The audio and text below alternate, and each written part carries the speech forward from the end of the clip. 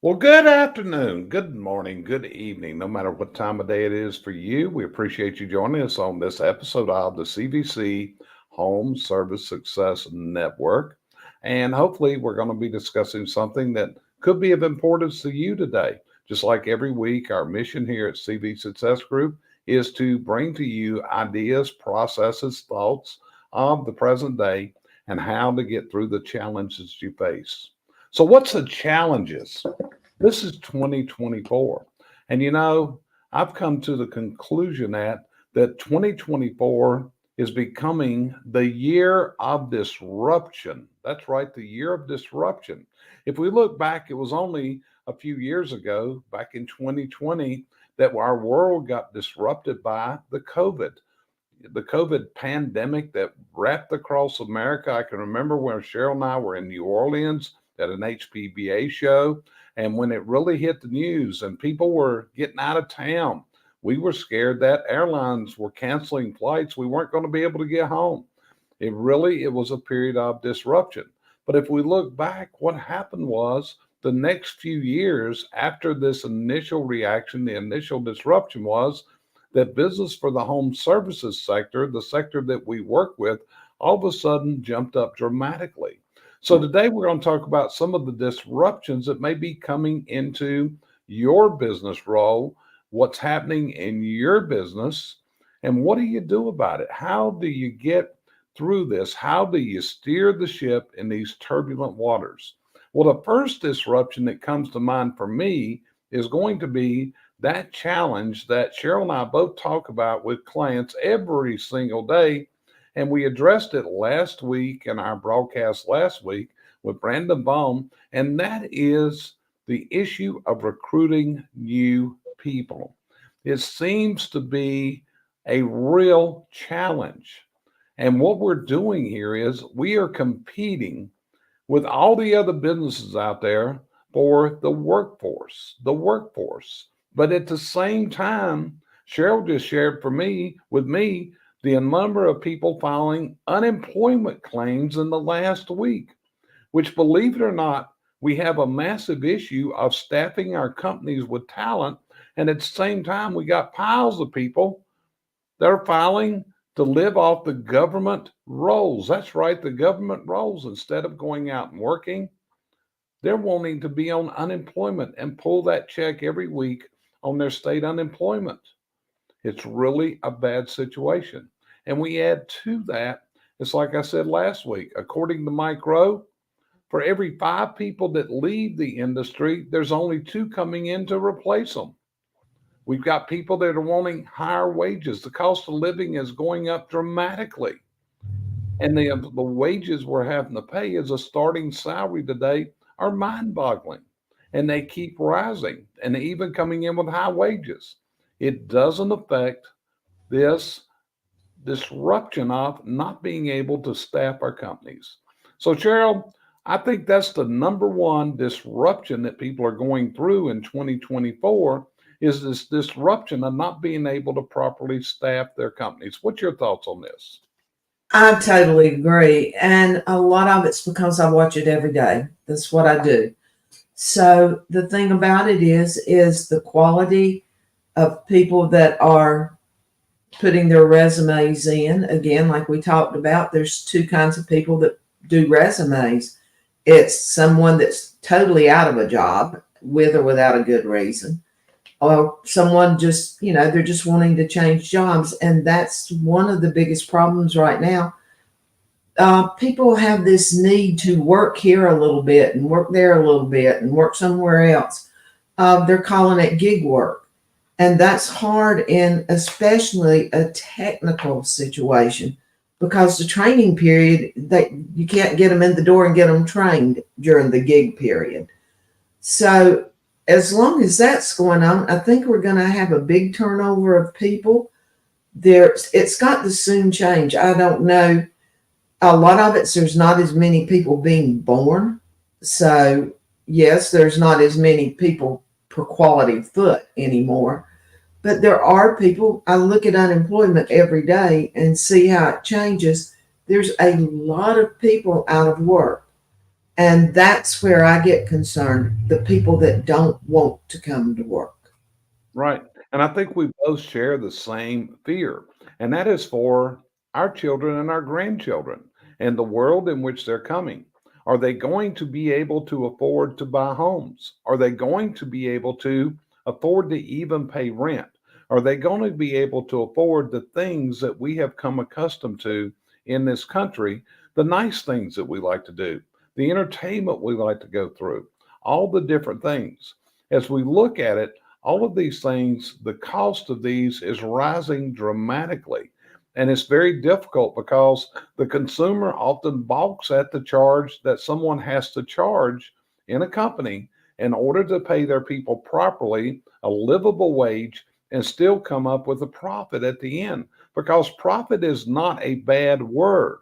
Sometimes I see people and they look at it that at companies that are making a profit, they're realistically looking at this like it's almost like it's a sin for a company to declare profit but that's the principle of the free enterprise system. We run successful businesses and we make enough out of this that we can compensate our people properly and move forward. But it is definitely a challenge. So the hiring is a big disruption, and this isn't nothing new. Is it getting better, Cheryl, or is it getting worse? I I'm going to give you a period. In the last 4 weeks, it's got really worse. The amount of resumes that are coming in, uh, and then you vet those out down to the people that really do want a job. It's got lower in the last 4 weeks. Even my clients are seeing it on the amount that they're getting in. They're Okay. just not applying. Is it regional, Cheryl? Is it pretty widespread? I've got them from California to North Carolina. Okay, so it's not something that's a regional problem. This is a countrywide issue all across America. Is that what you're saying? Pretty much. Example, one of my clients in Texas. I used to get 100 to 150 resumes a day. If I get 15 a day, it's a good day right now. Don't know why. It's just like somebody cut the water off. Okay, and of those resumes that you're getting, how many actually qualify and are worthy of an interview, or even more, are worthy of a recommendation to the client that they need to hire this person? I'm going to say 5 to 10%. The thing about it is some weeks are better than the other. The problem is that the client is getting, I'm going to use the word more picky, which they need to be. Everybody's getting tired of bringing people in and they'll last a little while. They don't work out and they leave. So they're not hiring the breathing people like years ago we did. They walked into the shop and if you were breathing, you could pretty much put them to work. But nowadays, after an interview, some days you realize these people are not interested in a position. So even if I interview them, a lot of them never make the client. Okay. So let's go to another disruption of 2024. Another disruption in 2024 seems to be that consumers are now being more difficult to satisfy. They're more educated. They're more likely to let their fingers hit a keyboard to enter a bad review. They're looking for things to be wrong. Their expectations are not being met. And today, dealing with the consumer of 2024, it's definitely different than it was of a consumer of just a few short years ago. They want things and they often want you to produce and provide them things, products and services that you can't do. You just can't seem to make people happy. So, Cheryl, what's your thoughts on that about American consumers in 2024? A lot of them's done due diligence on the computers. They've got an idea of what they should have, what they want. They are, I'm going to use the word testier than they used to be. Like they're looking for more perfection. They're looking for lower prices, like we were talking about a little bit earlier. Since they're having to pay a higher price, they're looking for more. They're looking for more value for more price. And that's not exactly why the prices are usually where it's at. But they're they're hearing what other people get, and everything's based on the a conglomerate of people now, where you and I, basically the only people we had to talk to if something went bad was our neighbors. And so now people are just, they're expecting more, the perfect situation. And I wish I could say it was out there every time, but it's not. But that's across the board. Yeah. And so that's another disruption. Another disruption is how artificial intelligence is coming in more and more, stronger and stronger every single day. And today we're dealing with softwares. And sometimes, Cheryl, I'll be honest with you, sometimes I wonder, is computers actually making our lives harder, or are they simplifying it? Because the original idea was that the computer was going to make your life simple. But what we're finding out is it's not so true. You about got to have an IT person on staff today to work with your softwares, to work with new systems coming out.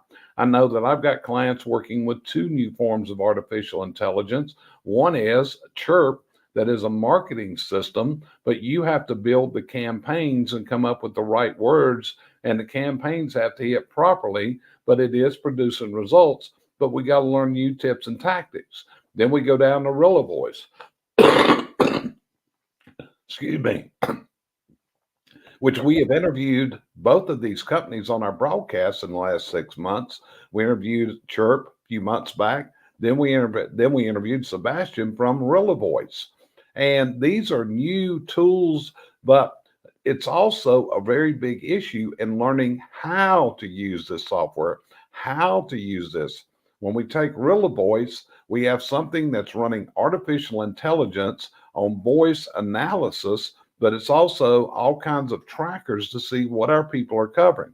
But what this has evolved into is something that takes a lot of time to dig in to actually understand what is the data from Rilla Voice telling us, and how do we use this to go on. So do you see where software, newer artificial intelligence is getting to be a very big disruption in our workflow?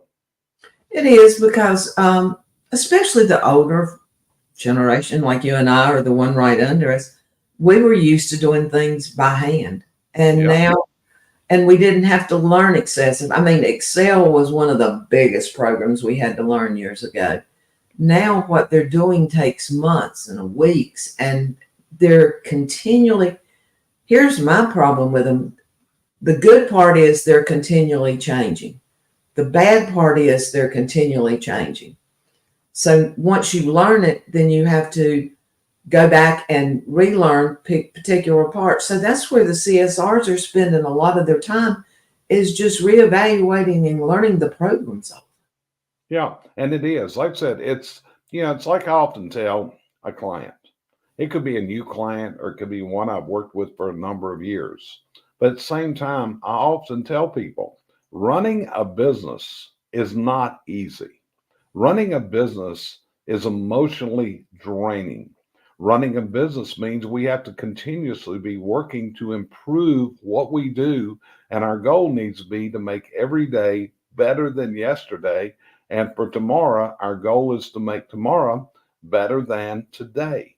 And this is what we go through, because this is, what I do is I listen to clients every single day. I may be in their offices. I was in two offices earlier this week doing site visits. I'm sitting, I'm talking to people, and we're talking about the problems that these companies are going through. And what we have to do is we have to sit here, come up with what is the problem, what is the threat, and what is the solution. And then we have to implement the solution. And often this means we've got to get our people bought in. As Randy Pendleton used to tell us when we were with Randy, if you want to affect change in your company, you've got to get your people involved in the change. If they're not involved in the change, then the change is not going to happen. It's not going to be successful for you. So these are the things you got to work on as you go forward. Is it a challenging time? You better believe it. The challenges are real. The challenges are definitely real. But this is what we got to do. We have to come up with the solutions, and we have to set a course of action. And again, I go back. Remember when COVID hit? Remember when we didn't know if tomorrow what was going to happen tomorrow? Do you remember when schools were shut down? I mean, this is going to have a long-lasting effect. And we've got our own grandkids that one graduated from high school during the COVID pandemic. It was a very altering time of life. And to be honest with you, this is going to affect people into the coming years. I was listening the other day, and Dr. Phil was talking about this, which was the lingering effect of COVID and how this is changing the world and the way that we live and the way that we associate with other people. You go back and you look under all the past histories. If you look at it, when the 9/11 tragedy hit, look how it changed everything around us. All of a sudden, we had to go through more intensive security measures simply to get onto a plane today, but we have adjusted to this. We've adjusted to it. And that's what we got to do in business is we have to look at the disruptions that are out there, come up with a solution, a strategic plan of how we're going to sail our ships through these turbulent waters. What would you add to that, Cheryl? Well, there's always going to be change. Some of it's going to be catastrophic. The problem is, and maybe I'm seeing things that aren't there, but there seems to be so much more change now, and they're not catastrophic. I'm just talking daily changes, time or the way the world's evolving, wars starting to progress, all the negativity that years ago we didn't hear because it wasn't broadcast everywhere. I think a lot of the problem is there's so much on Facebook and the other medias that people are so afraid to step out of their comfort zone anymore because they're comfortable there. We were not privy to a lot of that when we were young. So we could think about tomorrow. We could think about what was coming. A lot of these, I'm going to say kids because anything under 50 is a kid, but right now they have to not only look at what's going to be here today, but in 3 or 4 weeks because of the fear of what may come. So until some of this, not the disruption of business, but the disruption of the world calms down, I think we're going to be in this chaotic state. Yep. So this is the way it is. It is a year of chaos. Excuse me again. It is a year of chaos. It's a year of pollen right now. Okay. This pollen's driving me and other people crazy. It's springtime in the South. So pollen comes along with it. But we know we'll maneuver through this and the air will be clear for long. We'll be dealing with this green all over everything. But what you've got to do is remember, when there's a problem, as a leader, it's your job to come up with a solution. It's your job to come up. But if you're going to lead a team of people, they have to buy into the solutions. They have to be involved in the change. Unless they're involved in the change, you're never going to get them bought into the change. You've got to explain where you're going. Your people have to know your story. Your people have to know your dreams. And you've also got to remember, your dream as a leader has got to be big enough to hold the dreams of those that you lead. If you do that, hey, it's tough. I understand it, but that's what you're going to have to keep doing. Cheryl, anything you want to add as closing words on this? The only thing I've got to say is if you sell your company at this level to an employee, let it be at that level while they're working. Don't sell it one way and demonstrate it another. Yeah. So with that, we're going to end this episode. Hey, if we can help you put together your strategic plan, if we can help you by being that person that can listen to your frustrations and help you come up with the strategic plans that are going to help you maneuver through this, hey, reach out to us. You see our emails right there on the screen. Check out our website. Check out our YouTube channel. See what all we offer here. But if we can help you maneuver through these turbulent, chaotic times, we're right here to help you. We're as close as an email. Just reach out to us and let's have a conversation. Let us know what your frustrations are. And more than likely, we've helped others get through this frustration, and we'll be glad to work side by side with you and get you through your frustrations. So Want to appreciate you joining us on this episode of the CVC Home Service Success Summit. And we look forward to hearing from you. And again, we appreciate you tuning in today to us. It's an honor and it's a privilege and it's a pleasure always to talk to people that are out there in there. Okay. Now, it's very, very important to do that. So appreciate you joining us today. We look forward to you joining us next time on the next episode of the CVC Home Service Success Summit. Have a fantastic week and a fantastic